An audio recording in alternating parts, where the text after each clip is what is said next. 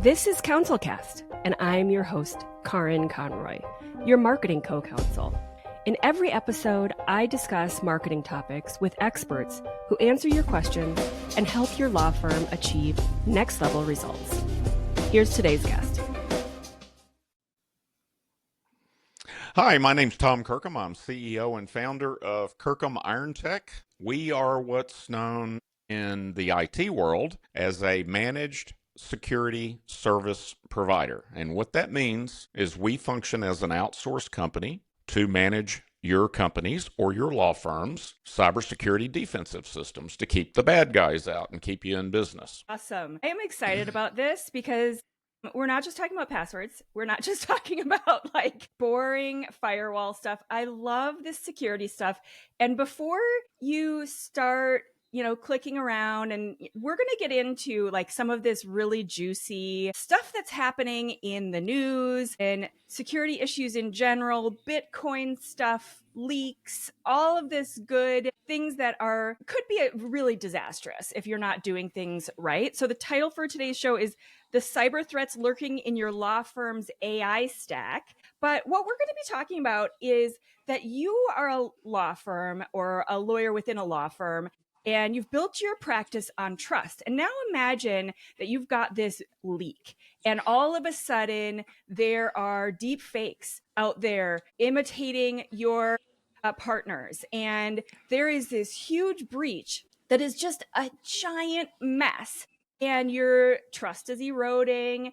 And all of this stuff came from some error that someone made in your whole security system. So let's talk about how we can avoid that mess, where these things come from, how it happens, all of that good stuff, so that you can start thinking in a bigger picture in terms of how big these problems could potentially be with your law firm and where you can go to start thinking in the right kind of way. So Tom, let's first start by talking about some of these emerging threats. What are you seeing? We had you on the show a couple of years ago, and it was a different world. Like what are you seeing now? Well, of course, it's more cyber offensive weapons. Nation state military weapons are being used against us more and more because they're still leaked out. If you create, it doesn't matter if you're a good guy or a bad guy. If you create a piece of software, that software has its own life form. Right. They have to maintain it. They have to update it and patch holes in it, and security holes. And they get stolen. Yeah. It's that simple. And so the bad guys are using these military grade weapons against us each and every day. And that's accelerated since the last time we talked. But the big one, I guess it's no longer an elephant in the room because everyone knows this. But the big one now is the impact that artificial intelligence has and the usefulness that it has with the bad guys. Yeah. And that's the bad news. Right. The good news is on the defensive side, we've used artificial intelligence defensively for years and years and years. But a lot of people don't realize this, but the first in the wild, so to speak, first use of AI in hacking attempts started in 2020, 5 years ago, believe it or not. Okay. It was really when ChatGPT became mainstream, that 2 or 3 months where all of a sudden everybody's using it. What was that, a couple of years ago? Yeah, right. And probably right about the time we did the other recording. Yeah, exactly. But it was still a little early. And I think in the last episode, which we'll link to, we talked a lot about hacks and website hacks and keeping your website secure, which that's still important, but that's low level. I just think that's not as, do you see that that's still where people are coming in and where the leaks are, or where are you seeing the threats now? Well, the fact that ransomware is the number one threat to anyone listening to this, it doesn't matter if you got a law firm or not. I mean, that's a threat to everybody. It's a scourge on the planet. Now, the good news about that is because of me and many other people around the world have worked so hard on raising awareness that people are putting in the proper defenses to stop ransomware and other hacks, that the average ransom collected has been dropping the past 2 or 3 years. Oh, interesting. Which means people have ransom-proof backups. Yeah. And they have really good cybersecurity defense. Yeah. much more than they had it 3 or 4 years ago. And that's awesome. Yeah. Okay, so why are law firms even targets to begin with? Because I think we may have talked about this in the last episode, but I have plenty of clients who find this mystifying, that why would anybody care about my little law firm website or my law firm in general, whether they're doing ransomware or hacking in or, however they're getting in. Why does anybody care about a single law firm in, the middle of the US, as opposed to like an e-commerce website where there's credit card transactions and things like that? Well, first of all, they don't care. Yeah. They absolutely don't care who you are or where you are or what your specialty is, right? But having said that, maybe let's see, I'm trying to think of a really good lucrative specialty. It's not necessarily lucrative, although the amount of intellectual property that China stole over the past few decades, most historians agree it was the greatest transfer of wealth in human history. Wow. And mostly the Chinese did it, although everybody does it to everybody. But the Chinese stole just and continue to this day, steal intellectual property. So if you're a patent lawyer, IP of any sort, or your client has IP, you're a threat vector for that IP. Yeah. They just want the data, and they want to threaten you with having your data. Well, yeah, they're probably going to do a ransomware attack at the same time and put a server backdoor on. So that's known as, they'll put a server backdoor on so they can keep track of the new IP they haven't stolen. Hadn't been added yet. Yeah. That's called an APT, an advanced persistent threat. Okay. And they love to deploy those when they're doing what I consider a simple ransomware attack. Yeah. Okay. So what do these AI tools have to do with all of this? And where is the threat there? And how are people using them incorrectly? Wow, that's a lot of questions to answer take there. One of them. Okay, I want to circle back around to the AI impact on ransomware. Okay.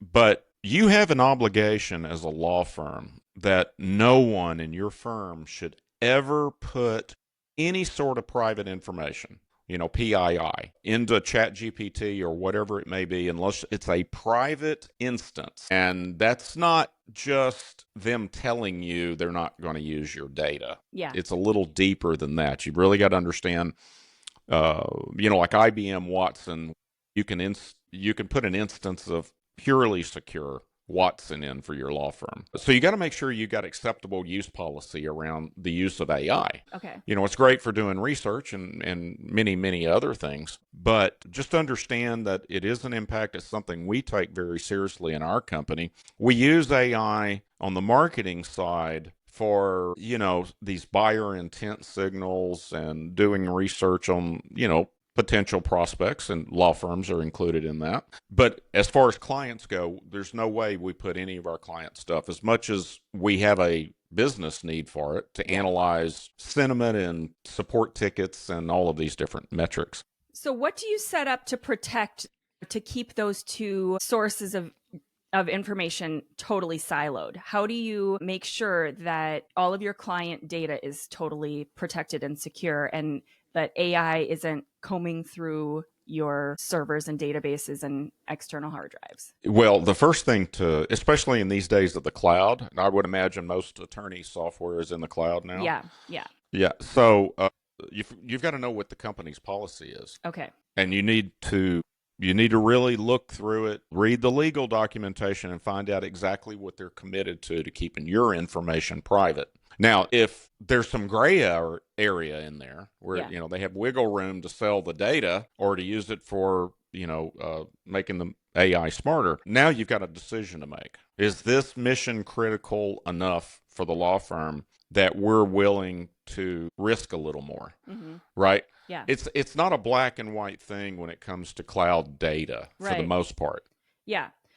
But you're, as a leader, and of course, as a manager, you've got to understand the risk. It's all about, there's no such thing as 100% security. Right. If Okay, the so NSA can be breached, anybody can be breached. Yeah, exactly. So my first thought goes to like Google Drive and saving your files on the cloud, or, however you are saving your files. Like most people, I think, are not really thinking that through. Like they think, oh, it's a Google Drive folder. It seems secure. If I'm not, putting that permissions on this folder, it's fine. But where does Google and Google Workspace sit in terms of the ability? You're smiling. Okay, so let's talk about that.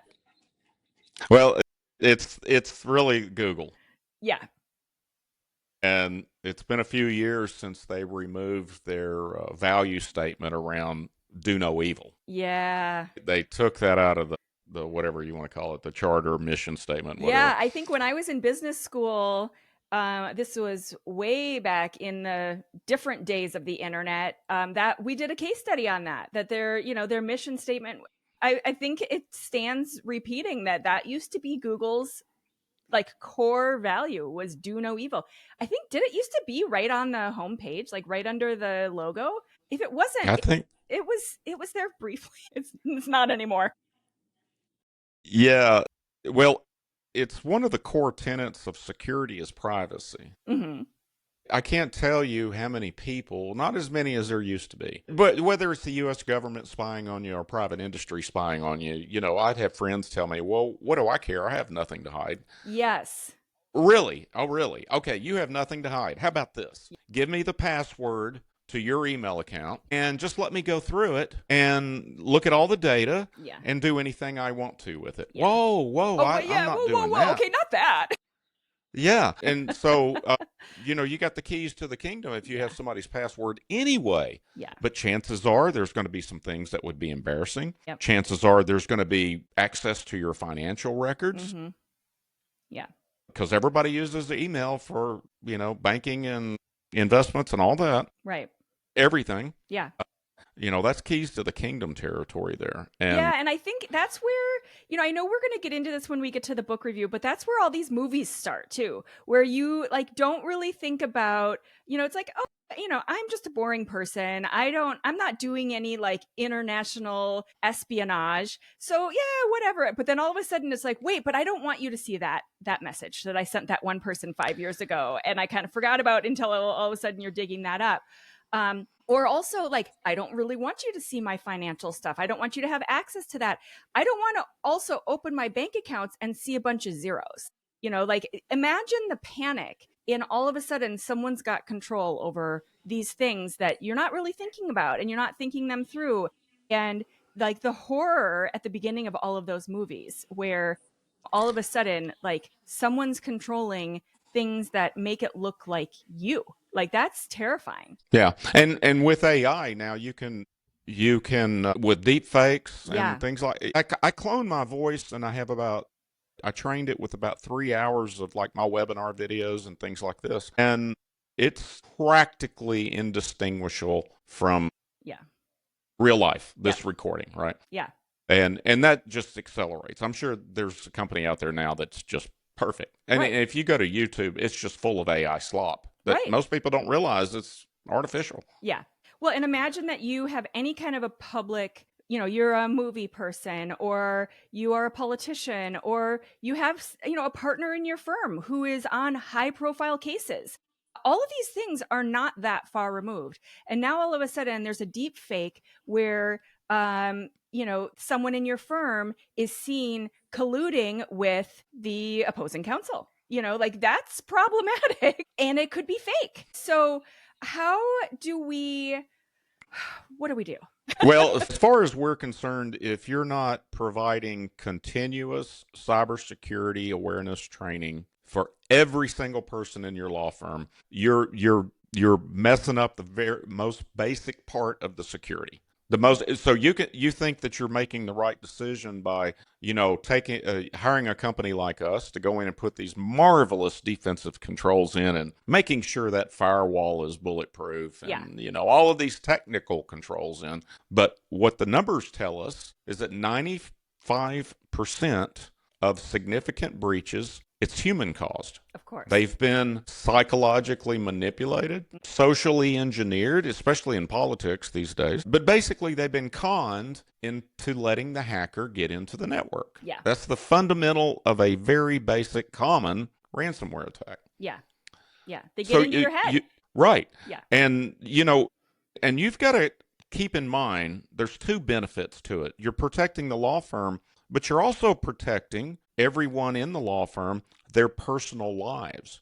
Our clients understand how to detect a gas pump skimmer. They understand how to see an email that's false, but it's got to be continuous. This isn't a once a year, one and done thing. It's got to be continuously reinforced. And yeah, you're going to take a productivity hit for those 2-minute training deals every week or whatever it is. Right. But you've got to do it. That's right. the most fun.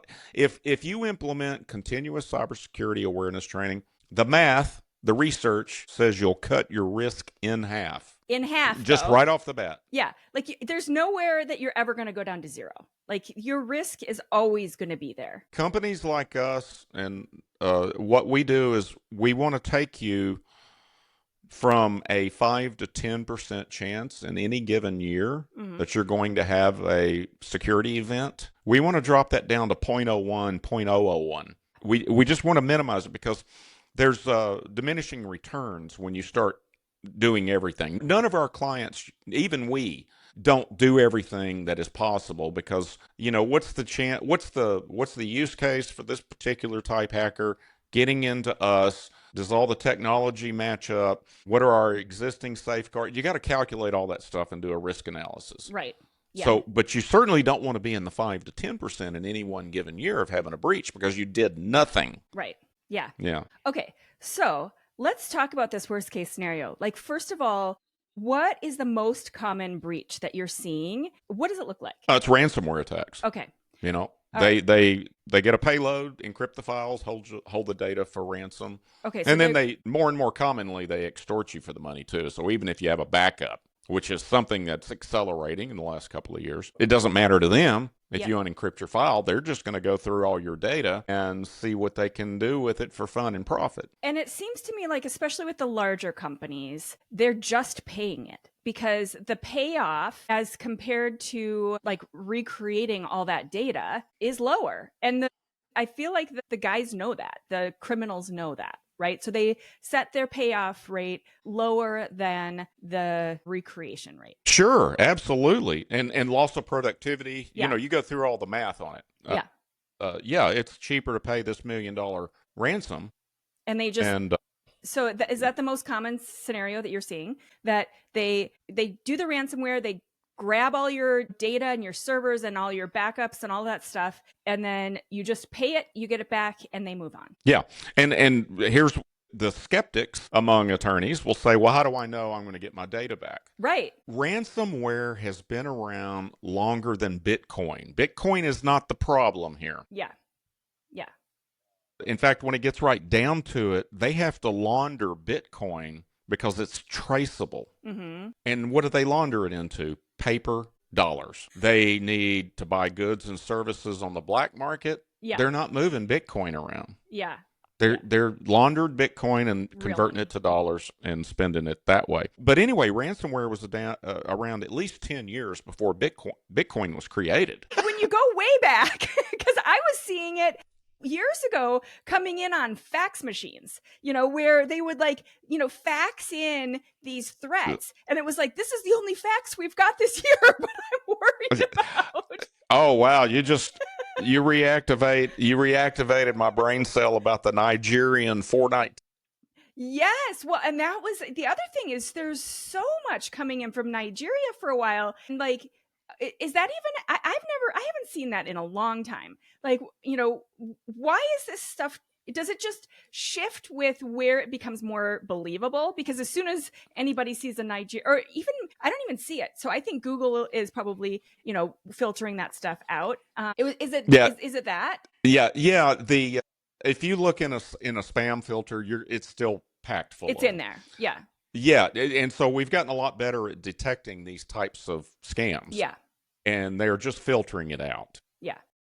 But that's been replaced with other things. Have you ever gotten a text message from an unrecognizable phone number? It says, hey, we're all going to meet on the lifts at a.m. to begin skiing. Oh, no, I haven't gotten that one. But I was going to ask you. Yeah. Okay, well, it's called pig butchering.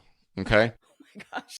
And so I got one. I happened to be in Park City, Utah. I was there for a film festival, and I get one about a week after I get home. Oh, weird. And yeah, right? And so I, being a nice guy, I like to think I am, I text back and I said, I think you got the wrong number. Oh, no. Yeah.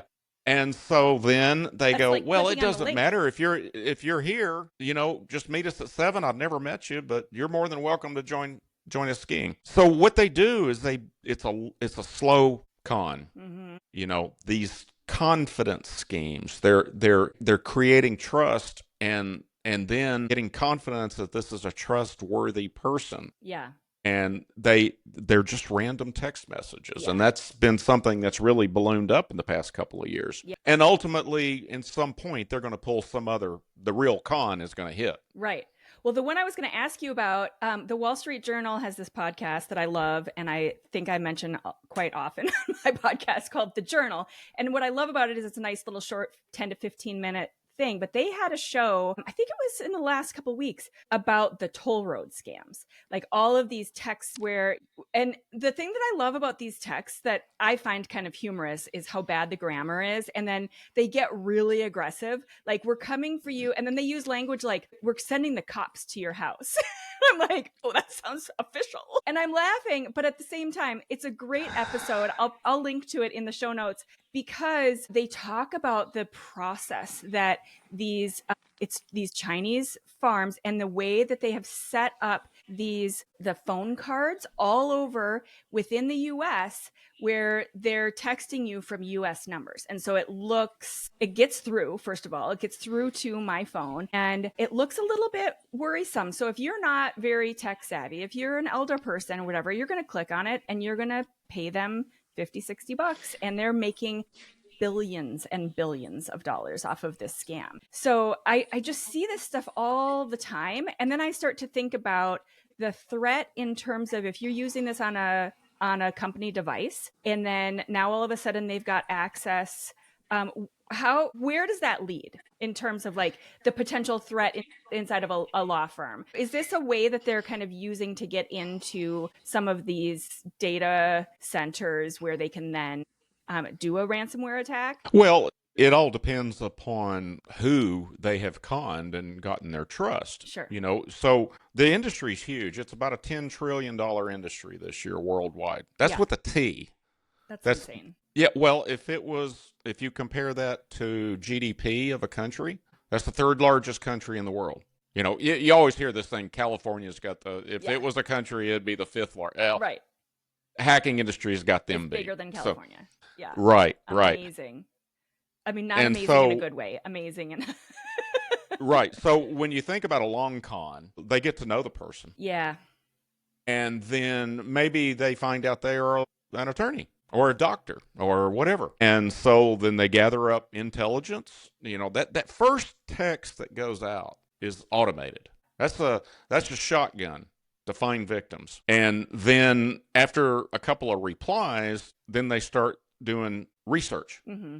Now, with the advent of AI, it's really easy to just go out and scrape LinkedIn and understand the organizational chart for a law firm. Yeah. And it doesn't matter if you're 2,000-person law firm or a 5-person law firm. That gives them the ability to do a lot of different things. Maybe they also do ransomware attacks. Yeah. Because that's the whole thing behind those is really being a good con artist. So that gives them the ability, AI gives them the ability to take that information and fire off an email that looks like it's from your boss. Mm-hmm.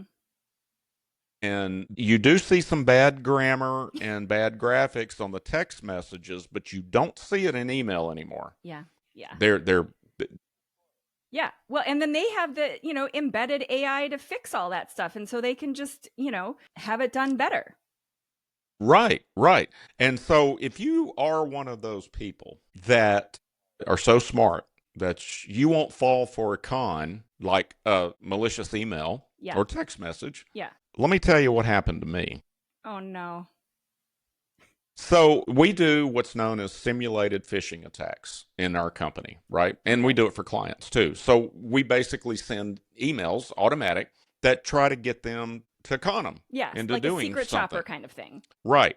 So I get one of those at least one or two a week. And I have to be careful not to just say, well, I'm Tom Kirkham. I've been doing this for decades and I've written 2 books on cybersecurity. There's no way I can be fooled, right? Right. So one day, because I'm picturing, as soon as you said that, I'm picturing Survivor, which it's a big, we love this show in our family. And as soon as someone says, oh, I am safe this week, I've got my team, I am definitely not getting voted off this week, we know right away that's the guy that's gone this week, right? That's it. Yeah. That's it. And so at this particular time when I got one of these simulated phishes, I was working on my Google security settings. So, and this touches on the privacy problem with any Google product. You know, you're the product for Google. Right. If it's free, you're the product. Facebook, on and on and on. I was working on my Google security settings because you really need to look at it every couple of years because they change stuff and they get this new way to sell you. Yeah. And you've got to opt out. Right. So you have to review that periodically. And the email came in. It says, hey, it looks like you just updated your Google security settings. Click here if it wasn't you. And I know the training. I have the training. There's a method called SLAM. You look at the sender, you scrutinize any links, you beware of any attachments, and then you scrutinize the message. You know, like, is this something this person would say? Oh, I want to just underline that because I feel like that is super important. Okay, so anytime you get an email or a text, right? Any kind of message interaction, whatever, you're going to do this SLAM. So you're going to look at the sender. This is one of the first things I look at because a lot of times it's like some Yahoo email or something, and they're pretending to be from Meta or whatever. Okay, so sender, what's the L? Links. Okay. And how do you look at the links? Because obviously you don't want to click on them. You just kind of hover over them and see where they're going. Yep, that's perfect. All right. So sender, links, attachments, and then beware of any attachments. Make sure you scrutinize the sender, the language, the message. Okay.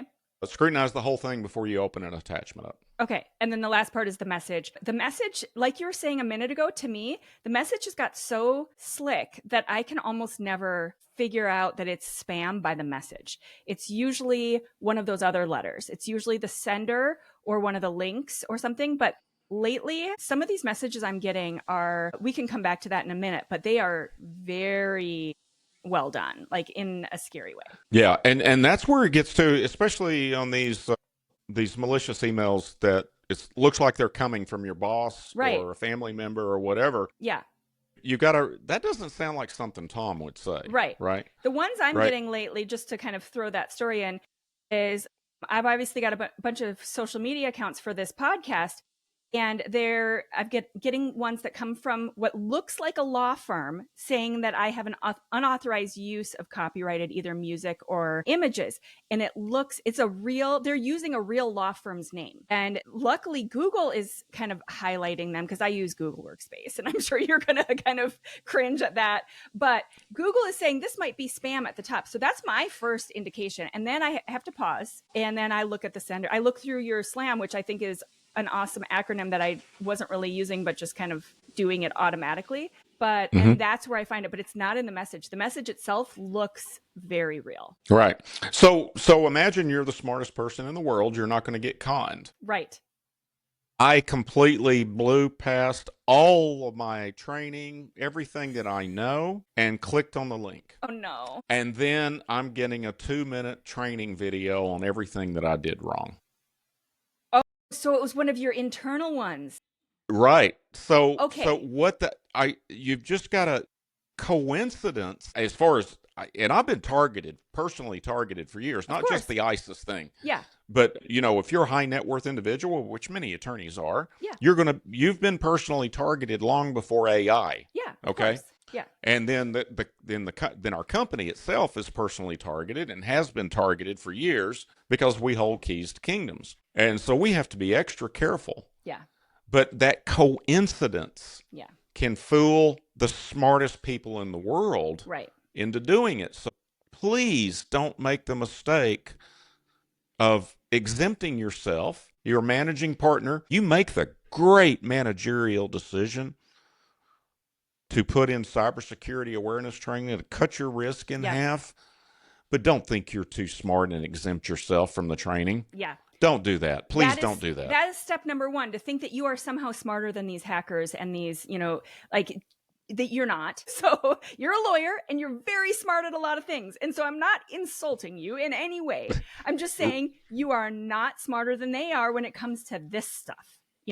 So you need to just keep your eyes open. By pretending you're smarter than them, you're kind of like, it's sort of Pollyanna, like everything's okay.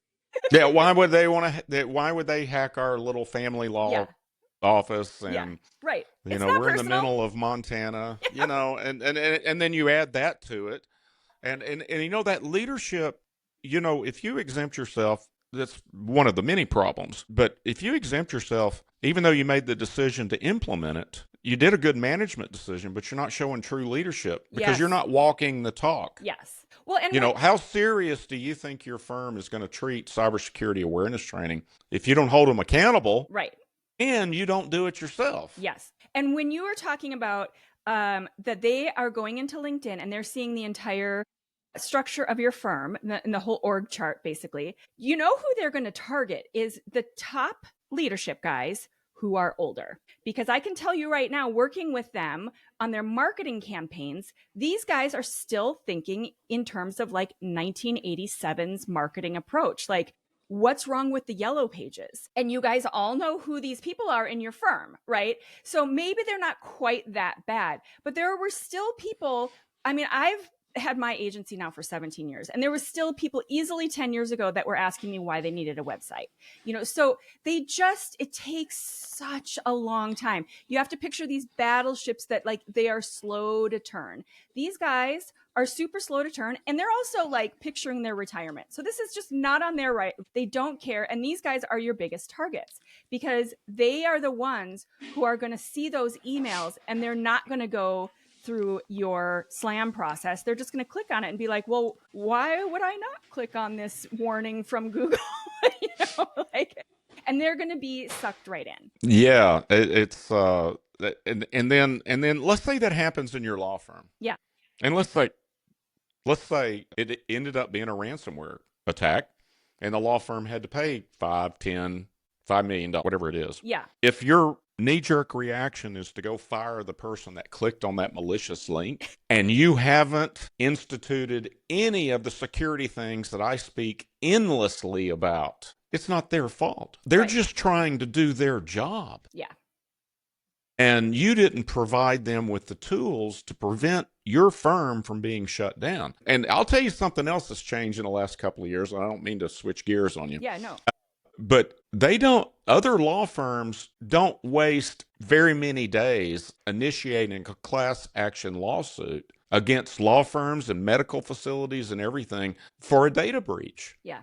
I mean, that's another problem. Not to mention there's some agency that's going to come by and fine you. Then you've got the whole thing with your rules of professional conduct. Right. That you did not fulfill. Okay. So you said a minute ago, if you are not following these things that I've talked about endlessly for years and whatever, give me a couple, top, couple, few, 2, 3, whatever.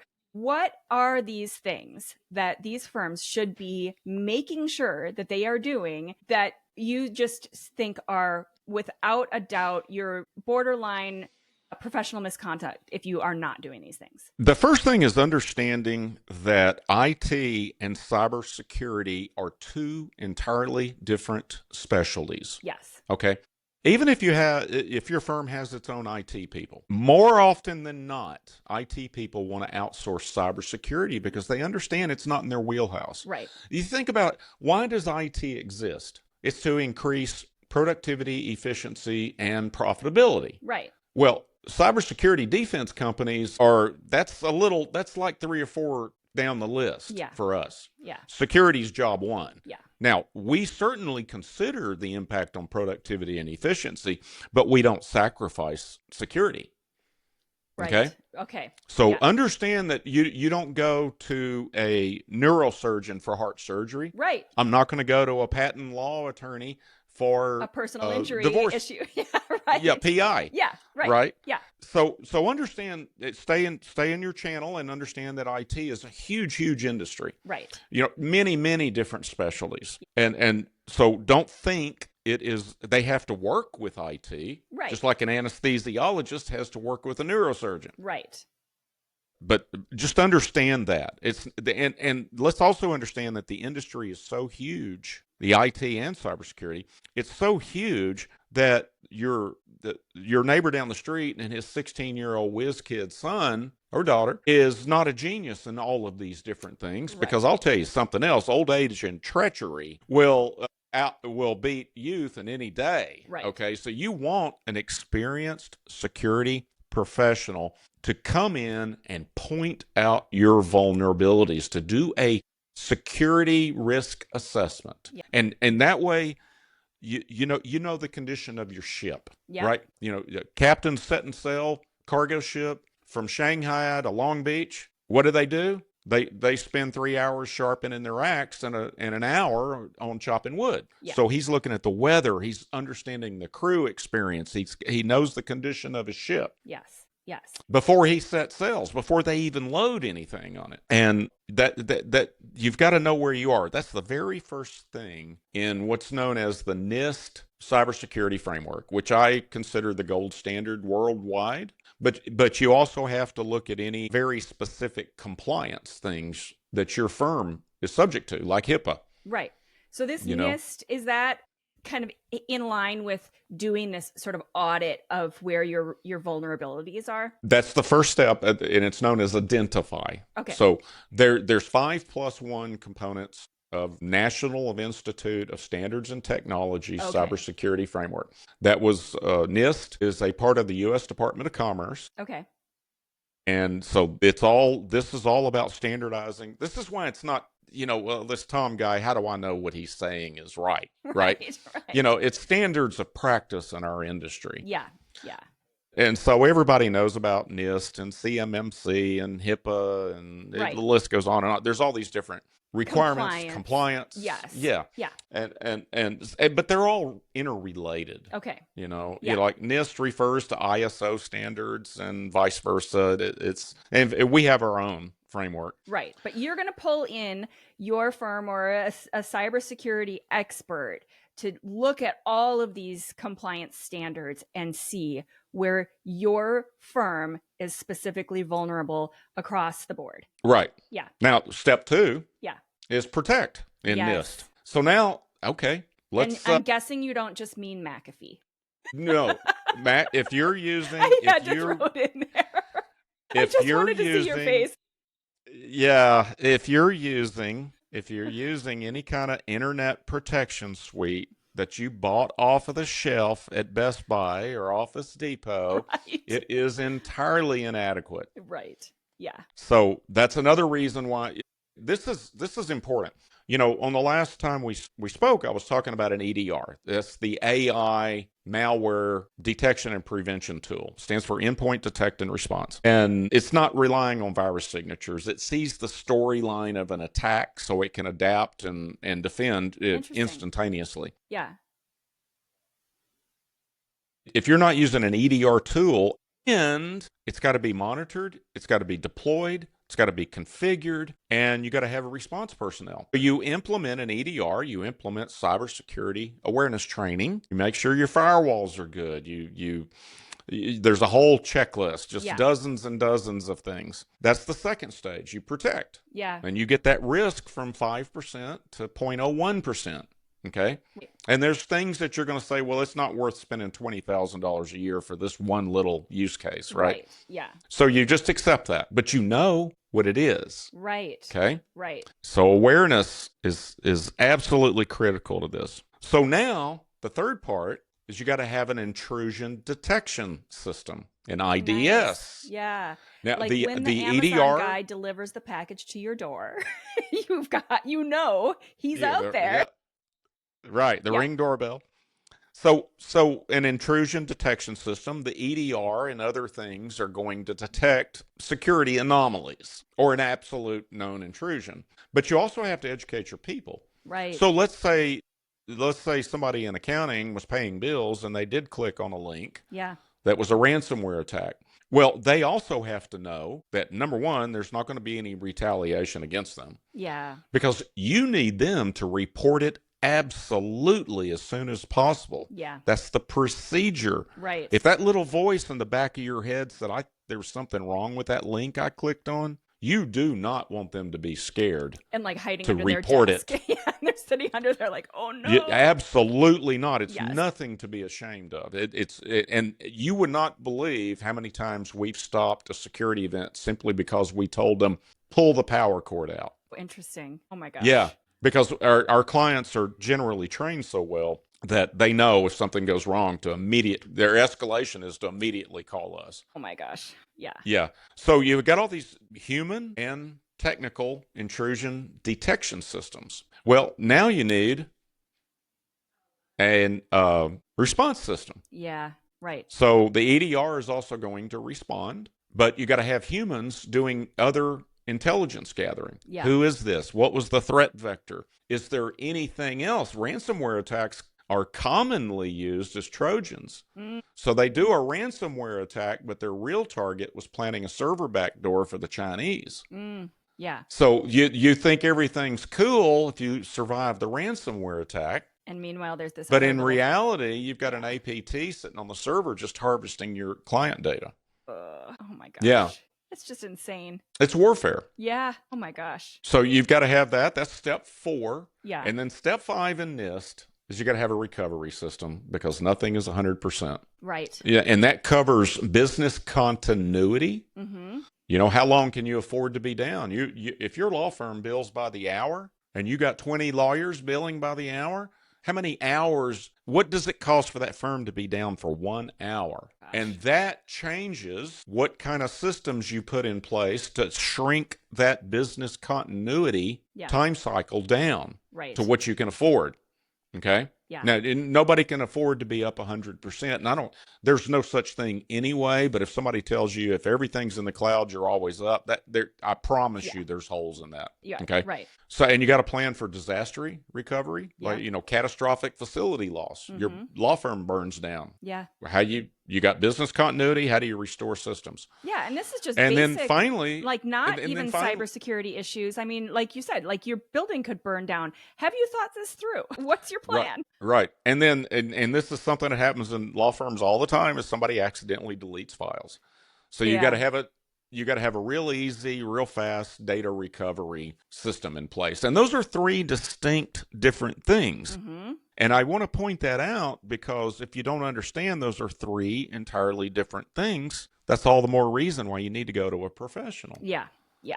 So yeah, it feels like a lot because it is a lot. And if you think that just, one website backup and some, solid passwords and a password management system and you're good, like you're so far off. And when you start digging into the value of all of this loss, and like you're saying, I just want everyone to imagine how much it's going to cost hour by hour for your firm to be down. I mean, but here's what we know. This is what the numbers tell us. It's not my opinion. This is research. Yeah. It's 4 to 5 times cheaper to properly defend against cyber attacks than only responding. It's a lot cheaper to fix the wiring in your house rather than just waiting for it to burn down and you just say, well, I'll collect insurance. And if you, speaking of insurance, if you think you're covered on insurance, about 40%, I think, is the latest numbers that I have. About 40% of claims are getting denied simply because the application checked the wrong box. When you're saying, oh yeah, I've got an EDR, but in reality it was, Norton Internet LifeLock Protection Suite, some 1995 thing you downloaded. Right. And another thing that here's one of the very first things we look at is industry benchmarks. So we know that a law firm should spend, in total, IT and cybersecurity, they should spend $5,700 to $6,000 a year on IT per person, including cybersecurity. Okay? Per person in the firm. It works out to every person in the firm. on average. Wow. That's all the servers, the laptops, all the IT stuff. Got it. Switches, Okay. routers, all that. Yep. Internet connections. Now, of that IT spend, and it works out between 6 to 14%, and it varies. But the number, the $6,000 per person, is pretty, regardless of size, that's pretty accurate. 10% of that budget should be spent on cybersecurity. Okay. Now, if I find out that you're only spending 4% of your annual revenue for both of those things, you've got gaps. Right. I already know that. Yeah. So I don't even need to do a security assessment right. to know that you've got gaps. Right. Yeah. And that's where managers pat themselves on the back, thinking they're saving money. Right, and they're not. Yeah. And it's not just security. Yeah. They're running laptops into the ground where they're way beyond their useful, productive life. Yes. Yeah. And they're like, look at us. We have saved so much money because we have this laptop that's 12 years old. And it's like, oh, no, for not just because of productivity, but because of security and everything else. And also, like, what are you doing? What kind of a firm are you running where your people are sitting there waiting for their email to load for like 14 minutes? Like, that's just so irritating.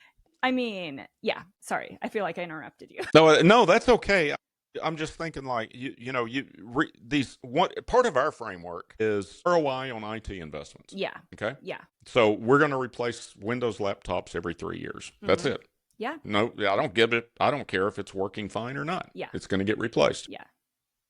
We're going to replace servers every 5 to 7 years if you still have servers in your office. Mm-hmm.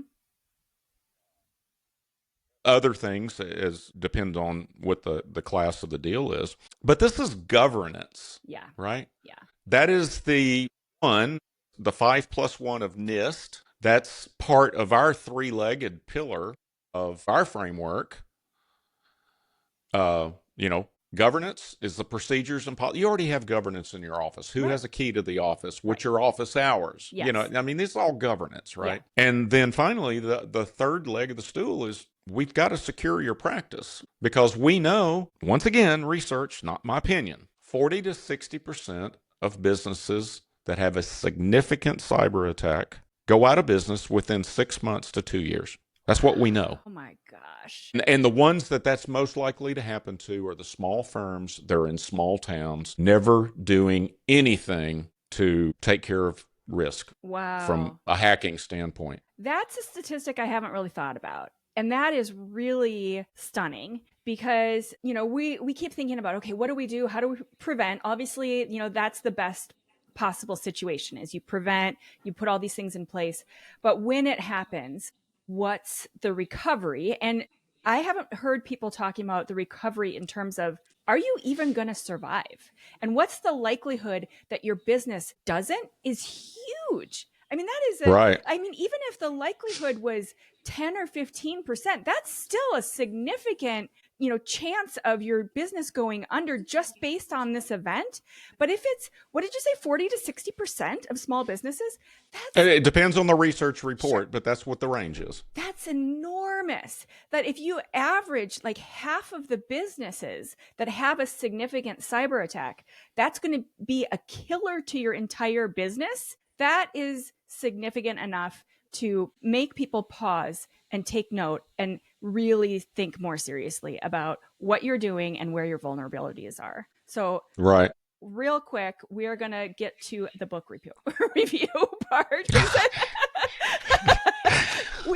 I just want to mention it because this is a really cool book. And I think in the beginning of the episode, we talked very briefly about how cool some of these stories and these big ideas and this sort of espionage and all of these movies and concepts around this are what really draws people in, because it just seems so kind of sexy. I don't know. It's just like, so Tom, for the Thought Leaders Library, what's the book that you want to recommend that people read along the lines of this? Cybersecurity awareness training is the hardest thing that we have in our arsenal, and one of the cheapest to prevent a breach in your company. And that's why culture is so important, because this helps us identify gaps, helps us identify profits that are being lost because you're not doing good IT governance. Right.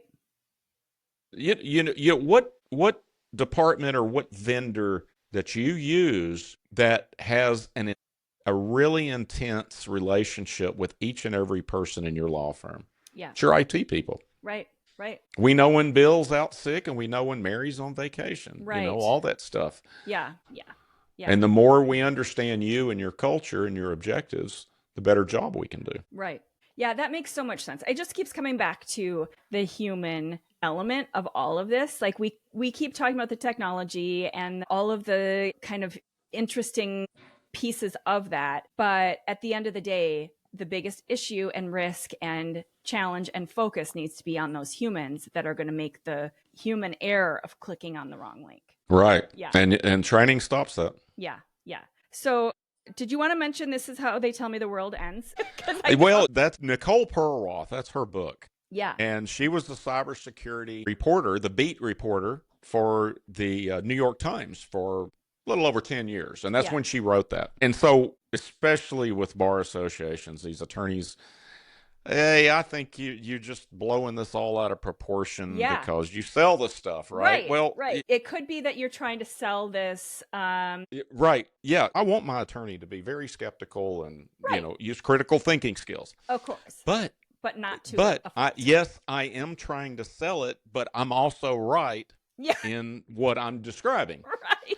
If you have any doubt that that's true, buy Nicole Perlroth's book, and it will absolutely terrify you of how real this threat is. And you know why I can confidently say that? It's because it terrified me. Yeah. And I'm a cybersecurity expert. Yeah. It sort of is about like a 0-day event, right? Where all of a sudden it's about a lot of things, including 0-day offense, but a lot of things that are factual. Yeah. About a quarter to a third of that book is citations. She's backing up all of this stuff with facts. I love that. Yeah. Yeah, yeah. And because when you look at it, it's pretty daunting. I think it's 500 pages. Right. But when you realize that references. a lot of, it's really only 300 something pages of the book. But she goes through step by step of real life things. She talks about the Stuxnet virus, which is a fascinating story in and of itself. Yeah. She, let's see, I analyzed the intelligence, not for them, but I went through the Colonial Pipeline breach. And for those of you that don't live on the East Coast, that was a breach that shut down petroleum distribution on the East Coast. And it was a ransomware attack. Oh, interesting. Okay, I'm on the West Coast. So yeah. Yeah. And when I was getting the initial threat intelligence reports, I said they don't have a chief information security officer. Oh my gosh. I mean, I didn't know that. I just said, it looks like they don't have a security officer. Yeah. And sure enough, a couple of days later, the CEO said, we've got to have a security officer. Yeah. And so I want to leave with just one more thing about that. This is very related to it. To all of you that you've been inspired by me or others, however you got here, that you decide to take action to protect your firm and everybody that works for you and all your clients. There's a lot of stakeholders we're talking about. Yeah. Not to mention fines and all these other things. I want to add in a couple references because what I'm picturing is that person that you're speaking to all those people who are kind of taking that moment. And then I'm also picturing the guys who are the critics and the kind of skeptics of all of this. Like, aren't you just selling this service? A couple things that we talked about before we started recording were this book, This Is How They Tell Me the World Ends, which we will link to. But also, like, did you watch 0 Day with De Niro on Netflix? It's amazing and also terrifying. And it's this massive cybersecurity event where the US is under attack. And so you can kind of throw that up during the lunch hour in your law firm and see if they will watch that. The other one is Leave the World Behind. We talked about that. Once again, but I think it's these visuals that people need to imagine, like the world in these shows or these movies or whatever, the world is sort of coming to a halt.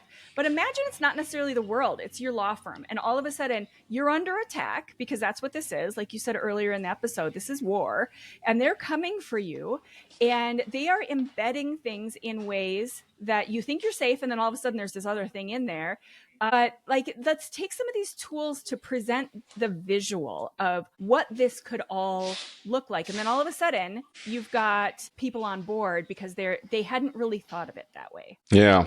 Yeah. I just can't say enough about just think about your culture. Yeah. The examples you're setting. Right. Think about your employees, how much safer they're going to be in their personal life. Because you get an employee that's distracted from, a pig butchering incident. Yeah. And the training you're going to give them is going to make them safer in their own life. We mentioned that.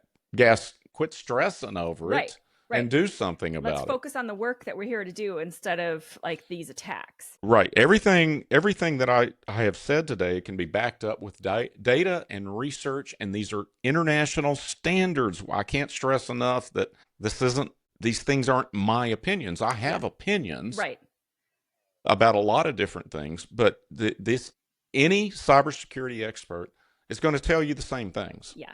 Right. All right. What is the thing that firms should do today after listening to this episode? What's the first thing they should do that will actually have an effect or be meaningful in terms of like their security and thinking of all of these cybersecurity stuff? Well, here's the easy way. This is kind of where I draw the line to see if you're really protected or not. It's first thing. I don't care if it's internal IT or you're outsourcing to what's known as an MSP, outsourced IT management. Just call them up or get your, director of IT in your office and say, do we have an EDR? Now, we've talked about EDR in both shows. Yeah. Do we have an EDR and what is it? Mm-hmm. If I don't hear SentinelOne or CrowdStrike, there's a couple of others, but SentinelOne and CrowdStrike are generally regarded as best in breed. If I don't hear that, I know we're in trouble. We've got gaps, probably, and you don't have to know what an EDR is or how it works or why it's different.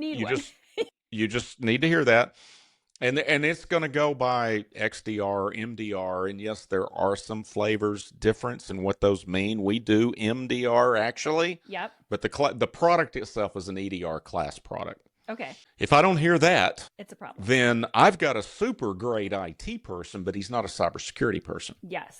Yeah. If I'm outsourcing the whole thing and they're not requiring me to put in an EDR, they probably don't take security very seriously. Yeah. If they allow my firm to store clients' credentials in a spreadsheet. We have tools that go out and scan the network to see if there's credentials stored anywhere on the network. And if we find a client that has that, we tell them, you got to stop. Here's an alternative, secure way to store this information. Or if you don't, you're going to sign us a release that if that data gets stolen, we're not liable for anything you've been advised. And so you've got it. Oh, this is the deal. You got to twist this whole thing around. Okay, Tom's convinced me we need to do something. We're going to add cybersecurity onto our IT, right? Yes. Yeah. We're going to add it. We're going to add it in. I want you to flip that on its head. I want you to think cybersecurity first and then plug IT into it. Yeah. You make that change and all of a sudden that becomes the priority. You're not adding defense to IT. You're adding IT to defense. Make that job one. Yeah. Yeah. And that should switch some gears in some people's head. Yeah. And, yeah. That's just those couple of things will get you going in the right path. But once again, it's time for experts. Yes. Don't hire a dermatologist if you need a neurosurgeon. I just got a really ugly image in my mind of how that would play out. But yeah, for the same reason, I think, sometimes you need that visual of how bad things could potentially be when you're thinking about the level of risk that you're putting your firm at. We have so many resources and references and things that we mentioned. There's going to be a whole bunch of links on the show page for this episode. All the books, all the shows, all the stuff we talked about. So make sure to click over and take a look and take a note of all that stuff. But Tom Kirkham is the founder and CEO of Kirkham Iron Tech. Thank you so much. This is so fun for me to talk about. I love getting into this stuff and I love these kind of conversations. And thank you so much for being here.